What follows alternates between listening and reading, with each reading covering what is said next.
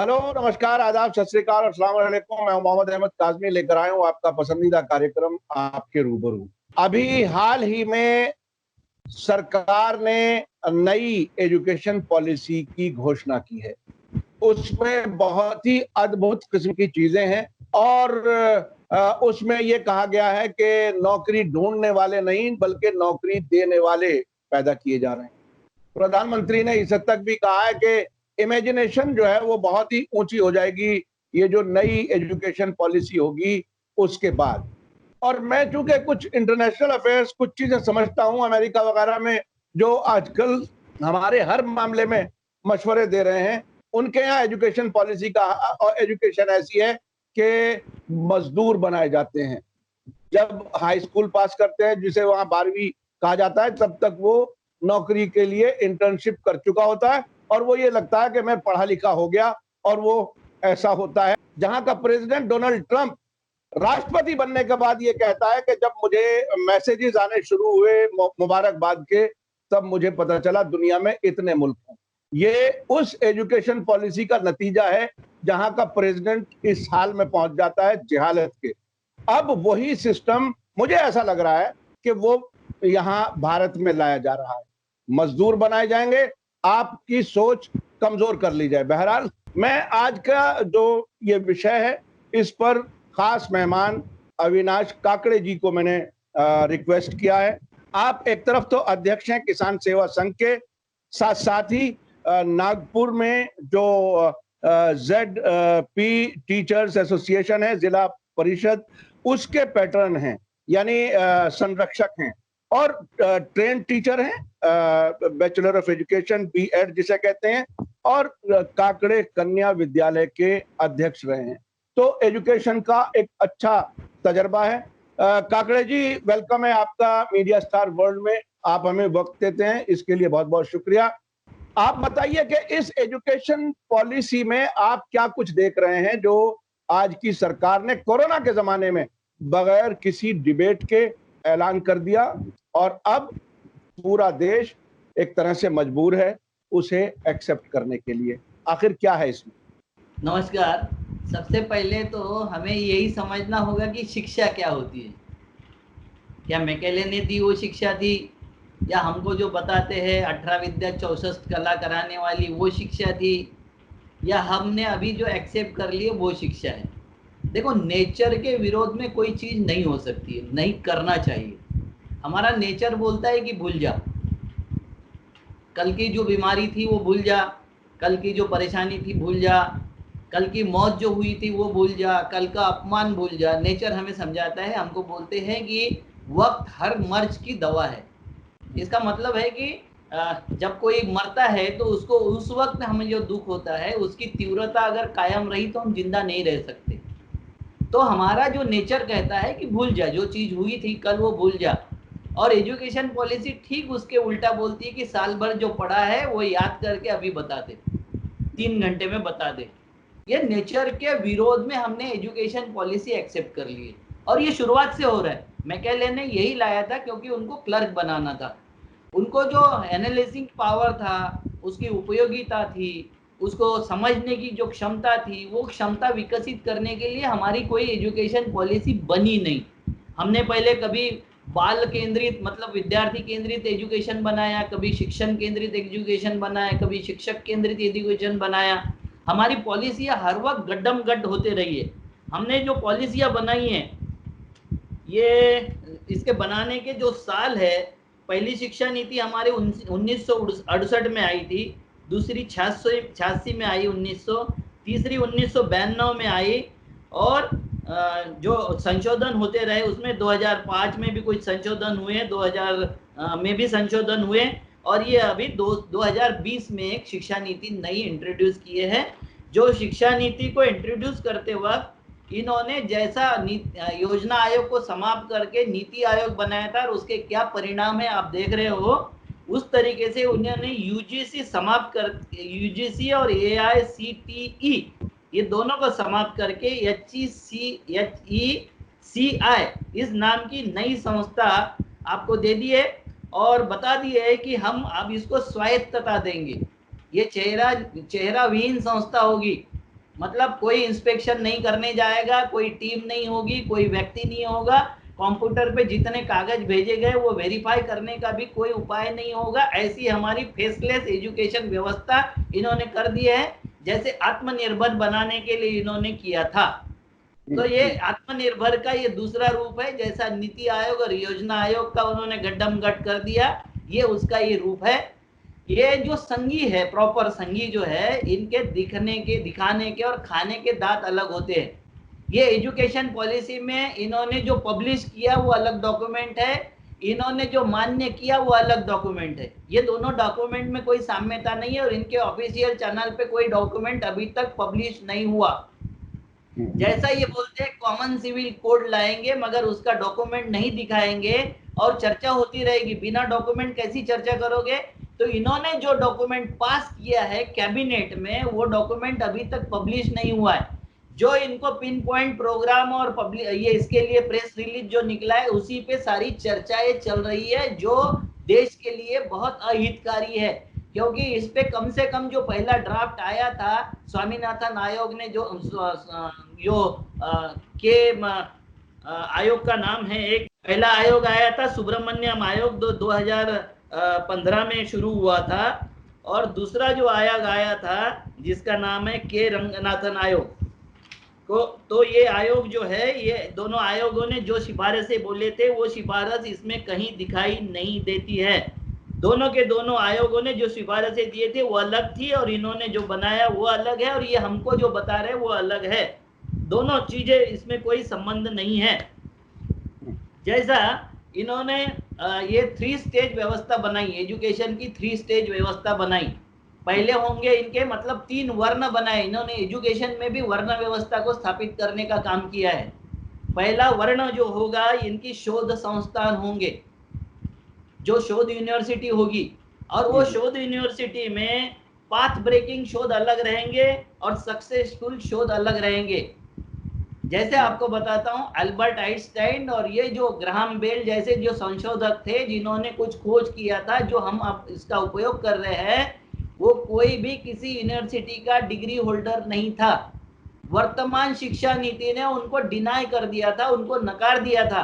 बोल रहे थे कि ये शिक्षा प्राप्त करने के योग्य व्यक्ति नहीं है, और उन्होंने हमको इतनी बड़ी खोज करके दी।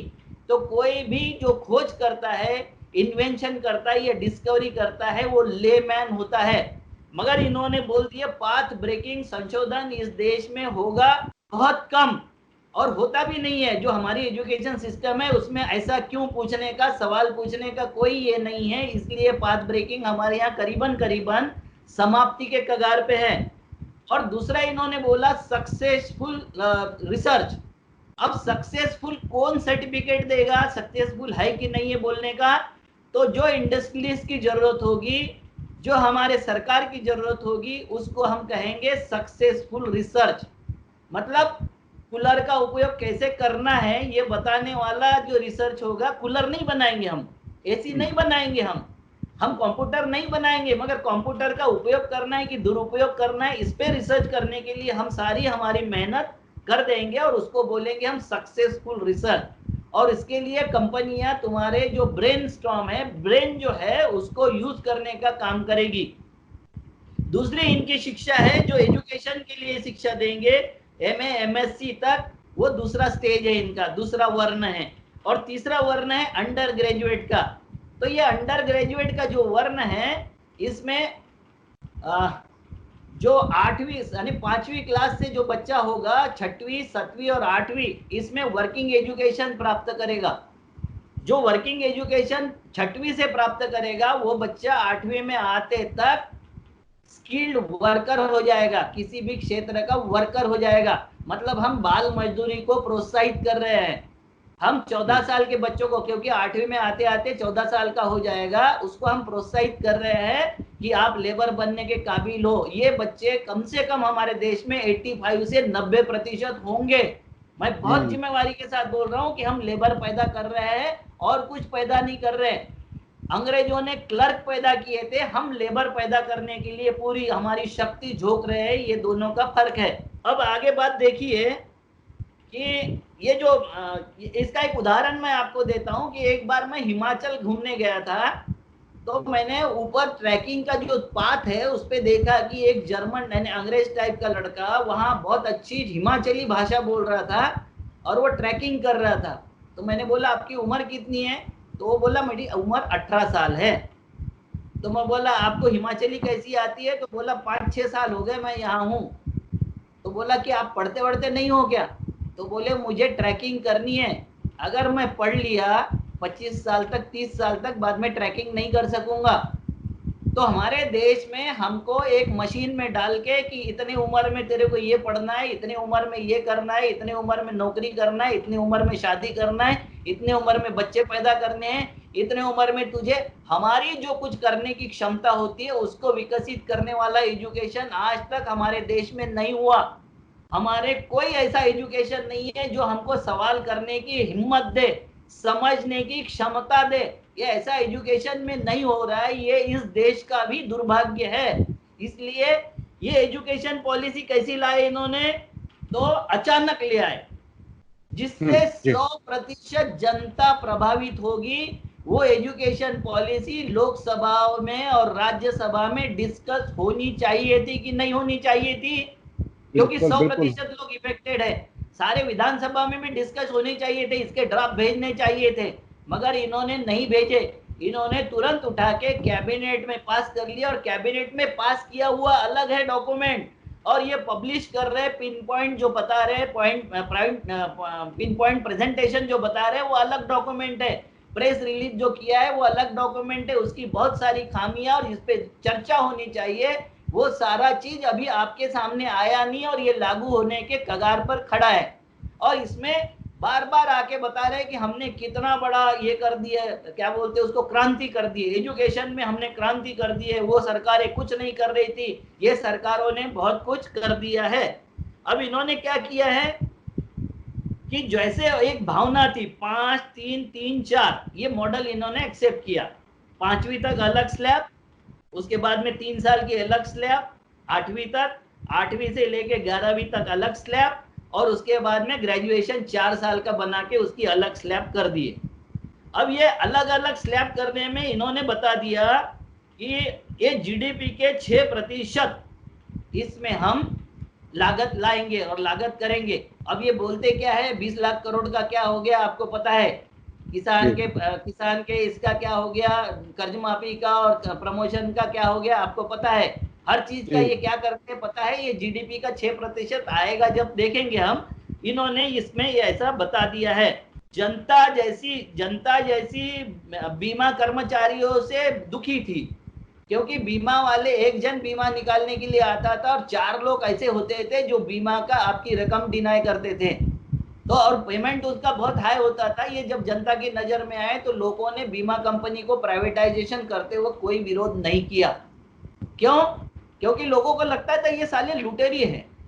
अब बीमा का हमारे प्राइवेटाइजेशन हो गया, जनता ने कभी उसके विरोध में कुछ नहीं बोला। उसका कारण था कि हम उससे बीमा वाले लोगों से और वो कंपनी से दुखी थे। तो बीमे में क्या लगता था कि 1000 लोगों के पैसे इकट्ठा करना और 2 लोगों को देना, कोई इंडस्ट्री नहीं थी, इंफ्रास्ट्रक्चर नहीं था, खाली बिल्डिंग और कंप्यूटर छोड़ के और कुछ नहीं था। तो इतना अच्छा उद्योग जिसमें खाली लागत कुछ नहीं है और इनकम था, ऐसा हमने प्राइवेटाइज कर दिया और जनता चुप रही क्योंकि हमारा रोष उन पे था। आज हमारा टीचरों पे, प्रोफेसरों पे, सब पे रोष है। ये रोष करीबन 25-30 सालों से ये रोष चल रहा है कि इनके लाख 2-2 लाख रुपए पेमेंट होते हैं और ये 2-4 क्लास से ज्यादा कुछ नहीं लेते हैं। ये अपने सिलेबस का किताब भी नहीं खरीदते हैं, और ये जब तक उनका लाइब्रेरी किताब अवेलेबल नहीं कराएगा, जब तक ये पढ़ाई भी नहीं करते। ये हमारा रोष था और है, वो रहना चाहिए कायम हमारा रोष। मगर उस रोष का फायदा इन्होंने इस तरीके से लेने का प्रयास किया है जिससे हमारी देश की पूरी शिक्षा व्यवस्था का सत्यानाश हो जाएगा। क्योंकि इन्होंने जो स्वायत्तता की बात की है, तो स्वायत्तता ये 3 तरीके की होती है। पहली स्वायत्तता होती है प्रशासकीय, एडमिनिस्ट्रेटिव स्वायत्तता। दूसरी होती है एकेडमिक स्वायत्तता, मतलब शिक्षा, शिक्षण, सिलेबस, इसकी स्वायत्तता। और तीसरी स्वायत्तता होती है इकोनॉमिकल स्वायत्तता, आर्थिक स्वतंत्रता। अब ये कौन सी स्वतंत्रता पे ज्यादा ध्यान दे रहे हैं? तो आर्थिक स्वतंत्रता पे। हमारे देश में जो सरकारी सर्वेक्षण था उसमें ये कहा था कि 45,000 कम से कम यूनिवर्सिटी, हमारे यहाँ यूनिवर्सिटी और कॉलेजेस है, बड़े कॉलेज, उनको इसको 1/3 करना है, 15,000 से कम पे लाना है।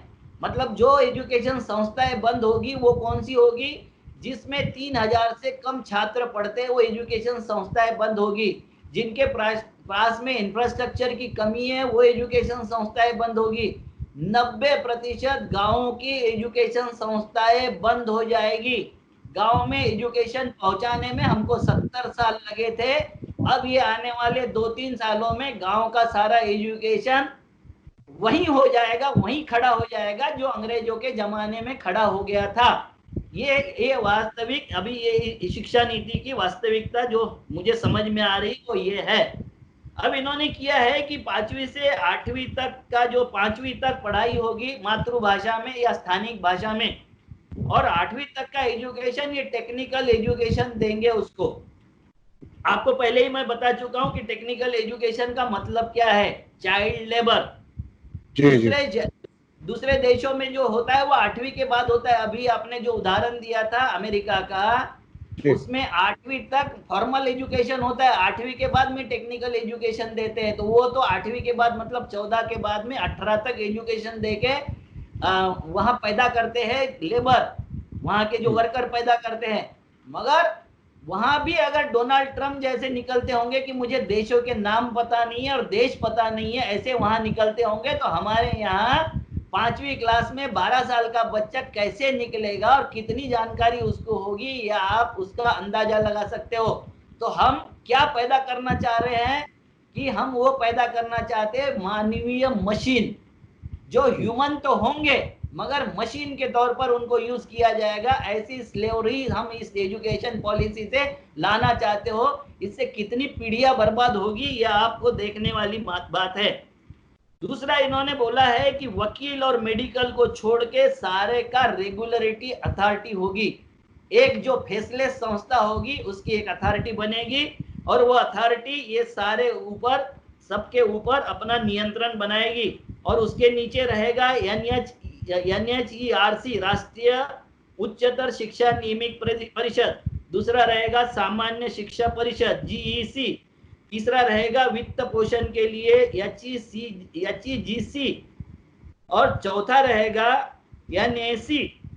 तो ये जो जॉर्ज ऑरवेल ने कभी कल्पना की थी फेसलेस इंस्टीट्यूट की, वो ऑरवेल की उस कल्पना जो उसके देश ने भी मान्य नहीं की, वो हम ला रहे हैं। इसलिए ला रहे हैं कि हमको किसी को कुछ देना नहीं है। एजुकेशन पॉलिसी में अगर सरकार कुछ नहीं करेगी तो सरकार का काम क्या, टैक्स इकट्ठा करने का रहेगा। हेल्थ को प्राइवेटाइज कर दिया, एजुकेशन को भी आप प्राइवेटाइज स्वायत्तता के नाम से करोगे, क्योंकि जितनी संस्थाएं स्वायत्त होगी उसका एडमिनिस्ट्रेशन तय करेगा कि हमारा सिलेबस क्या होगा, हमारा एजुकेशन क्या होगा, हमारा एडमिशन क्या होगा, हमारे यहाँ आरक्षण का नीति नियम क्या होगा, हमारा फीस स्ट्रक्चर क्या होगा, ये भी तय करने का अधिकार उसी संस्था को होगा। और फीस स्ट्रक्चर जब ज्यादा बढ़ेगा तो कौन सा गरीब उसमें पढ़ने के काबिल होगा। 90% देश की जनता को उच्च शिक्षा प्राप्त करने का अधिकार नहीं होगा और हैसियत नहीं होगी। आपने देख लिया होगा कि इस देश में 65% जनता आज के कोरोना के युग में इन्होंने गरीबी रेखा से नीचे कर दी है। तो 65% वैसे ही साफ हो गए। 8वीं के पहले तक, 8वीं तक भी शिक्षा ले लिए तो बहुत है, और उसके बाद जो बाकी हो रहा है उसका क्या नतीजा होगा समझ में आएगा। तो काकड़ साहब देखिए, जो कुछ चीजें आपने बताई उसमें 6ठी से 8वीं क्लास तक तकनीकी जानकारी दी जाएगी, ट्रेनिंग दी जाएगी। वो तो सही से सोचने समझने की भी हालत में बच्चा नहीं पहुंचता कि उसे मजदूर बना दिया जाएगा। तकरीबन ये ऐसा होगा जैसे गरीब पिछड़े वर्ग के लोग अपने बच्चे को साइकिल की दुकान रिपेयर पे छोड़ देते हैं बगैर स्कूल भेजे। तकरीबन ऐसी हालत होगी ये 6ठी से 8वीं वालों को मजदूर बनाने की। दूसरे गांवों की संस्थाएं बंद हो जाएंगी तो गांव के लोग पढ़ नहीं पाएंगे। प्राइवेटाइजेशन हो जाएगा, फीस नहीं दे पाएंगे, सिर्फ वही जो एलिट क्लास होगी वही पढ़ पाएगी। तो ये एक तरह से सीधा सीधा स्लेवरी फिर से वापस लानी है, डेमोक्रेसी खत्म करनी है, क्योंकि जब सोचने समझने की सलाहियत नहीं होगी तो आप वोट किसको दें ये भी समझ में नहीं आएगा। मुझे याद है, मैं जो अमेरिका की मिसाल आपको दे रहा था, वहां एक बात कही जाती है कि किसी भी मुल्क का नाम वहां के लोग तब जानते हैं जब या तो उनकी फौज जाए किसी मुल्क में जंग लड़ने या उनका प्रेसिडेंट कहीं विजिट पर जाए। उसके अलावा मुझे याद है जब हम गए थे तो एक श्रीलंका के जर्नलिस्ट मीटिंगों में अपने आप को जब इंट्रोड्यूस करता था, वो श्रीलंका का जर्नलिस्ट, वो ये कहता था Sri Lanka situated on the southern tip of India, उसे ये सब कहना पड़ता था। तो हमारे यहाँ क्या होगा, कहाँ चले जाएंगे? जहालत ऐसी होगी कि सिर्फ आप गुलाम बन सकते हैं। तो क्या कुछ है इसका पॉलिटिकल मीनिंग क्या है ये बताइए। देखो, पॉलिटिकल मीनिंग समझने के पहले विस्तार तो थोड़ा सा और समझना पड़ेगा। जी, जैसे विस्तार है कि हम यहाँ ई एजुकेशन लाना चाहते हैं, क्लासलेस एजुकेशन लाना चाहते हैं, मगर जिस कलेक्टर को एडमिनिस्ट्रेशन होता है, देश का एडमिनिस्ट्रेशन, उस कलेक्टर कंपाउंड में जब रजिस्ट्रियां लगती है, डॉक्यूमेंट चाहिए होता है, तो उसका वो जो होता है ना नेट कनेक्शन गोल गोल घूमते रहता है।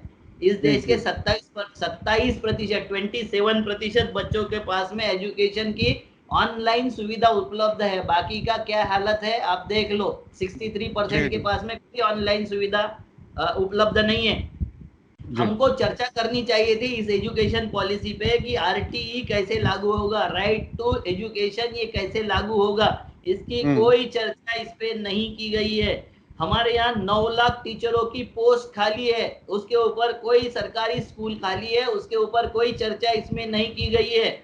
52% स्कूलों में पीने का पानी, हाथ धोने की व्यवस्था और रनिंग टॉयलेट की व्यवस्था नहीं है, इसके बारे में कोई चर्चा नहीं है। हमारे यहाँ 8.3% एकल शिक्षक स्कूल है, वन टीचर स्कूल है, उसके ऊपर कोई चर्चा नहीं है। ये सारी चीजें किसने बोला था? के कस्तूरी रंगन जो आयोग थे एजुकेशन जो अभी जो ये आया है, उन्होंने बोला था, कस्तूरी रंगन जी ने। उसके ऊपर हम कोई चिंता चर्चा करने की जरूरत भी नहीं समझते और उसकी कोई चर्चा हमने किए नहीं है। अब हमको ये बताओ कि मोहन भागवत जी ने जो बोला था कि हर एक को अपना संस्थागत काम, जातिगत काम करना चाहिए, देश को अगर विकास करना है तो बढ़ई का बेटा बढ़ई करना है, किसान का बेटा किसान करना है, जूते सीने वाले का बेटा जूता सिएगा, बढ़ई का काम बढ़ई करेगा, इससे हमारे देश का विकास होगा। ये जो इनकी आइडियोलॉजी और फिलॉसफी है, उस पर हमारा देश रन करने के लिए ये नई एजुकेशन पॉलिसी लाई गई है, ये मुझे ऐसा लगता है। अब मुझे बताओ कि शिक्षा जब मानवीय अधिकार है, शिक्षा मौलिक अधिकार है और शिक्षा अंतरराष्ट्रीय मसौदे का आधार है, ये तीनों के तीनों हमसे छीने जाएंगे तो जैसे आप पढ़े लिखे आदमी हो, आपसे पढ़ने की डिग्री छीन ली जाएगी, लिखने का अधिकार और बोलने का अधिकार छीन लिया जाएगा, तो आपके हाथ में क्या बचेगा सिवाय लेबर के? तो हमारे हाथ से ये सारे अधिकार, सवाल पूछने का अधिकार छीन लिया जाएगा। हमको हमारा एजुकेशन में क्या करना चाहिए, कैसे करना चाहिए, इसका अधिकार छीन लिया जाएगा। और आर्थिकता में वो जितने दे रहे हैं उतनी की नौकरी पाकर आपको संतुष्ट रहना है, क्योंकि एजुकेशन पॉलिसी जो आई है ऐसे वक्त में आई है जिसका विरोध नहीं हो सकता। कोरोना में चारों तरफ लॉकडाउन है, जैसे हजारों एकड़ के जंगल काट दिए उसमें लॉकडाउन में, जैसा ये सब कोरोना से निपटने के लिए किया हमने। आपको याद नहीं होगा कि निपटने के लिए हमने जो रक्षा क्षेत्र है उसमें 85% एफडीए ला दिया। बहुत सारे अच्छे काम हमने कोरोना के इसमें किए हैं लॉकडाउन में। ये हमको जल्दबाजी है, हमको शिक्षा संस्थान नहीं खोलना है, मगर राम मंदिर का हमको शिलान्यास कर देना है, क्योंकि हमारे आत्मगौरव का और देश के सम्मान का विषय है। अब मुझे बताइए कि ये सारे संस्थान जो स्वायत्त हो जाएंगे, स्वायत्त संस्थान, उसमें पहले श्रेणी में जो संस्थान आएंगे वो 3% संस्थान आएंगे जिसमें रिसर्च किया जाएगा, 15 से 17% संस्थान आएंगे जिसमें पोस्ट ग्रेजुएट की डिग्री दी जाएगी, और बाकी जो संस्थान आएंगे वो सारे सामान्य लोगों के संस्थान आएंगे, जिसमें फर्स्ट ईयर में अगर कोई पढ़ता है तो उसको अलग डिग्री अलग होगा, डिप्लोमा, सेकंड ईयर पढ़ता है तो उसको अलग होगा, और फाइनल होता है तो उसको डिग्री दी जाएगी। अब मुझे ये बताइए कि हम एजुकेशन पॉलिसी, एजुकेशन इंफ्रास्ट्रक्चर नहीं सुधारेंगे, छात्रों को पढ़ने के लिए बाध्य नहीं करेंगे, उसको रोकने का काम नहीं करेंगे, हम उसको बोलतेंगे कि पहले साल छोड़ता है कि चल ये कागज ले जा, दूसरे साल छोड़ता है कि ये कागज ले जा, तीसरे साल छोड़ता है कि ये कागज ले जा, हमको उसको कागज थमाने का। आज भी हम जो एजुकेशन दे रहे हैं वो बहुत अच्छा एजुकेशन नहीं है, क्योंकि हमारा एजुकेशन से स्टूडेंट जब बाहर जाता है तो उसको पहला सवाल किया जाता है कि बता तुझे एक्सपीरियंस क्या है। जो 30-35 साल बच्चा पढ़ता है वो अगर एक्सपीरियंस नहीं है तो इसका मतलब है हमारे एजुकेशन में खामी थी। हमारे लोग बोलते थे कि 2 क्लास पढ़ ले कमाने लायक हो जाएगा, 2 रुपए कमाने लायक हो जाएगा। तो हमारी एजुकेशन पॉलिसी कमाने लायक नहीं छोड़ रही थी और ना उनको बना रही थी, इसलिए हमारे बेकारी की फौज बढ़ रही थी। व्हाइट कॉलर कोई मेहनत का काम करने के लिए तैयार नहीं थे, क्योंकि अंग्रेजों को व्हाइट कॉलर चाहिए थे, मेहनत वाले तो यहाँ तैयार थे। तो इनको लेबर चाहिए इंडस्ट्री के लिए। जो ग्लोबलाइजेशन हो रहा है, हम बाहर से इंडस्ट्री यहाँ बुला रहे हैं, उसके लिए इनको हाफ स्किल्ड और स्किल्ड लेबर चाहिए। पूरी एजुकेशन पॉलिसी और सारी जनता को उस ओर मोड़ने का काम ये हमारी एजुकेशन पॉलिसी कर रही है, और इसको जम पुरजोर इसका विरोध होना चाहिए, जो हम नहीं कर रहे हैं। इसका विरोध किस तरीके से होना चाहिए कि हर जगह चर्चा शुरू होनी चाहिए कि एजुकेशन पॉलिसी का उपयोग क्या है, शिक्षा का उपयोग क्या है। शिक्षा मतलब तोते बनाना होता है या जीवन जीने की कला आना होता है। हम जितना एजुकेशन अभी तक दे रहे थे वो जो एजुकेशन का नाम था कि हम तोते बना रहे थे, पढ़न तोते बना रहे थे। उसको अगर एमई हो जाए, मास्टर ऑफ इंजीनियरिंग हो जाए, उसको इंजीनियरिंग का एक मोटर का स्ट्रक्चर नहीं समझ में आता था। वो प्रैक्टिकली वो कुछ नहीं बता सकता था, टेक्निकली वो जितना चाहे 2-4 घंटे लेक्चर दे दे। तो ये काम हमारे लोगों ने उस वक्त किया। अब ये तो वो भी नहीं करना चाहते, अब वो लेक्चर देने के लायक भी नहीं रहेगा, क्योंकि 90% बच्चे इसी में इन्वॉल्व हो जाएंगे और इसी तरीके का काम करते रहेंगे।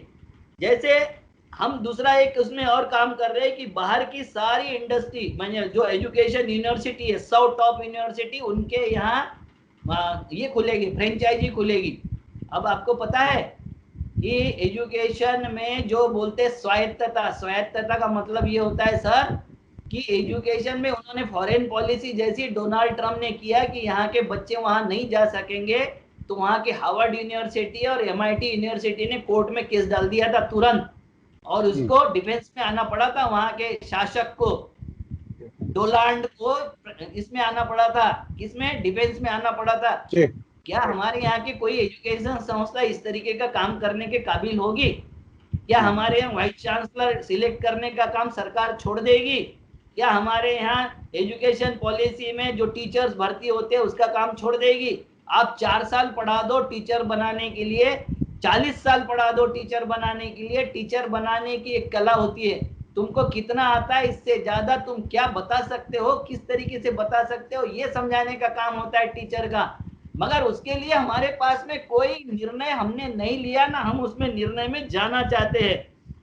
इन्होंने जो 29 जुलाई की PIB में प्रेस रिलीज दी, उसमें इन्होंने अंतरराष्ट्रीयकरण करने की बात की, मगर अंतरराष्ट्रीय करते वक्त उनको हमारे देश के कौन से नियम लागू होंगे, किस तरीके से नियम लागू होंगे, क्या वो शोध संस्थान में प्राथमिक शोध करेंगे, क्या उनकी इंडस्ट्री आ रही उनके लिए फिर से लेबर तैयार करेंगे, टेक्निकल लेबर उनके तैयार करेंगे, इस पे कोई वॉच हमारा नहीं रहेगा। और सबसे महत्वपूर्ण बात यह है इस एजुकेशन में कि इस एजुकेशन से, जैसे हमारे पहले एजुकेशन फ्री होता था, सरकार की जिम्मेवारी होती थी एजुकेशन देने की, वो एजुकेशन की जिम्मेवारी जब तक सरकार की थी, हमको एजुकेशन आपको भी और मुझे फ्री में मिला होगा, साल के हमको 5-50-100 रुपए लगते थे। मगर हमारे जब से सामान्य लोगों के बच्चे पढ़ने लग गए, अब एजुकेशन बिना पैसे के मिलना बंद हो गया। तो सामान्य व्यक्ति के पहुंच में जैसी ही बात हो जाती है, सरकार उसमें हाथ खींचने का काम करती है, और यही काम संघ ने इतने सालों में, 100 सालों में करने का बीड़ा उठाया, वो जो काम कर रहे हैं, इसी तरीके की उनकी नीति है।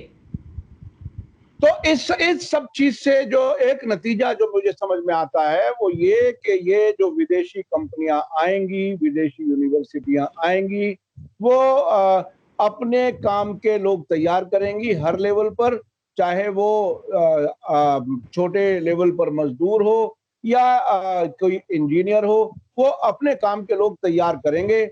और उसी यानी एक तरह से हम फिर से पूरी तरह से गुलाम बनने जा रहे हैं। और एजुकेशन सिर्फ और सिर्फ जो पैसे वाले लोग होंगे, जो अच्छे हालात वाले होंगे, लेकिन उनको भी वही एजुकेशन मिलेगी जो थोड़े से और बड़े लेवल के गुलाम बन जाएंगे।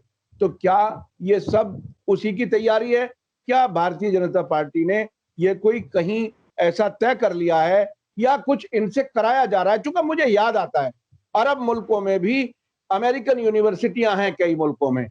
मेरा अपना जानना मेरा अपना समझना ये है कि वहां जो थोड़े से अच्छे हालात के लोग होते हैं या थोड़ा बहुत बच्चों को पढ़ाने की कोशिश करते हैं, उनको अमेरिकन यूनिवर्सिटी में पढ़ा करके अमेरिका का गुलाम बनाया जाता है, या तो उन्हें ले जाते हैं या यहाँ हुकूमतों में अमेरिका की खिदमत करते हैं।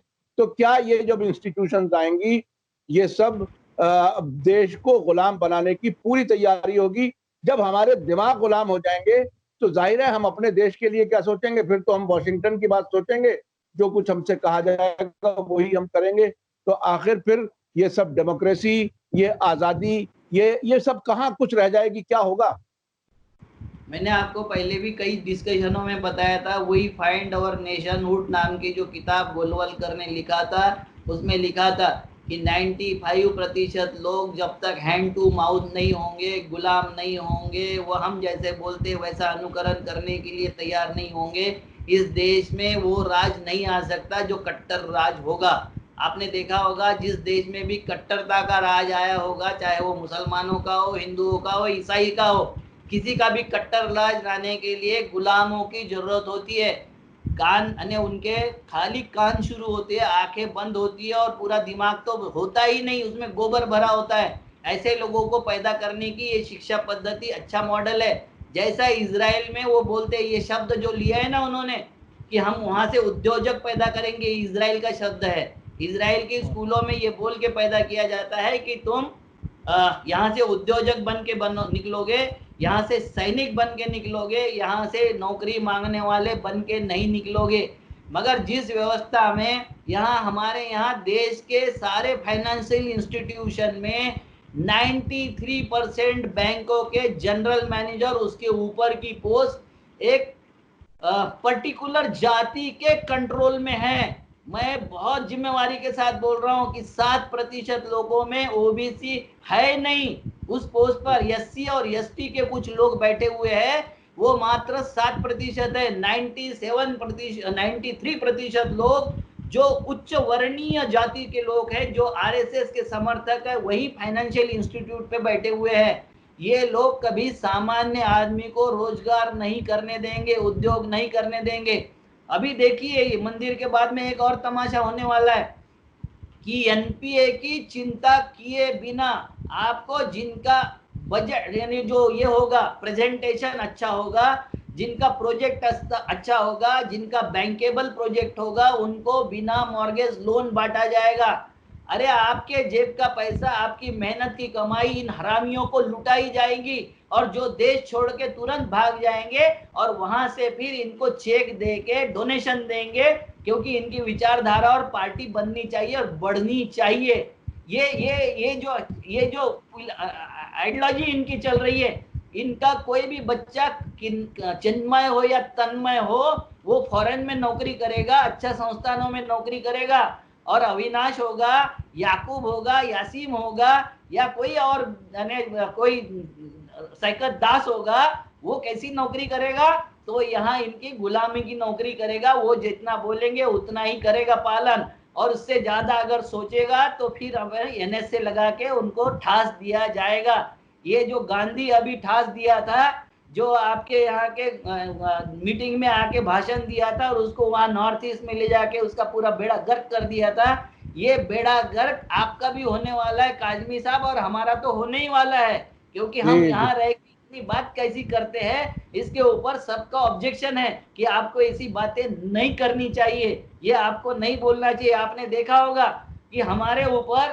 कि आप मुसलमान को भी विरोधी हो और हिंदू को भी विरोधी हो। मैं गांधीवादी हूँ, गांधी को मुसलमान भी अपना नहीं समझते, हिंदू भी नहीं समझते और कोई अपना नहीं समझता था, क्योंकि वो सच्चाई बोलते थे। अगर मुसलमानों की गलती है तो उनके भी आंख खोलते थे और हिंदुओं की गलती है उनके भी आंख खोलते थे। मैं ही उनका अनुयायी हूँ, छोटा सा उनका प्यादा हूँ, मैं वही बात हर वक्त करूंगा और करते रहूंगा।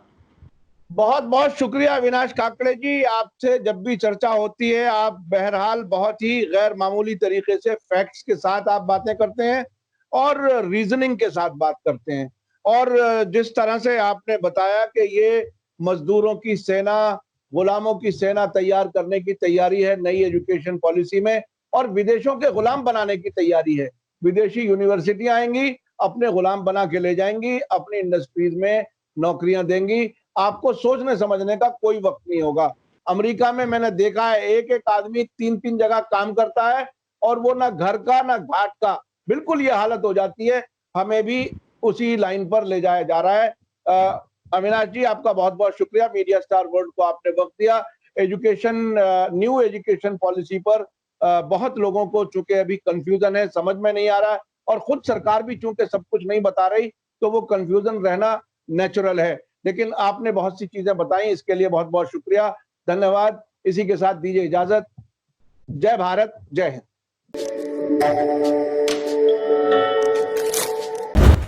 मीडिया स्टार वर्ल्ड के और वीडियो देखने के लिए हमारे चैनल को सब्सक्राइब करें और सीधे नोटिफिकेशन पाने के लिए बेल आइकन दबाएं। और अगर हमारी खबर सच्ची और अच्छी लगे तो अपने व्हाट्सएप, इंस्टाग्राम, फेसबुक और ट्विटर अकाउंट पर जरूर शेयर करें।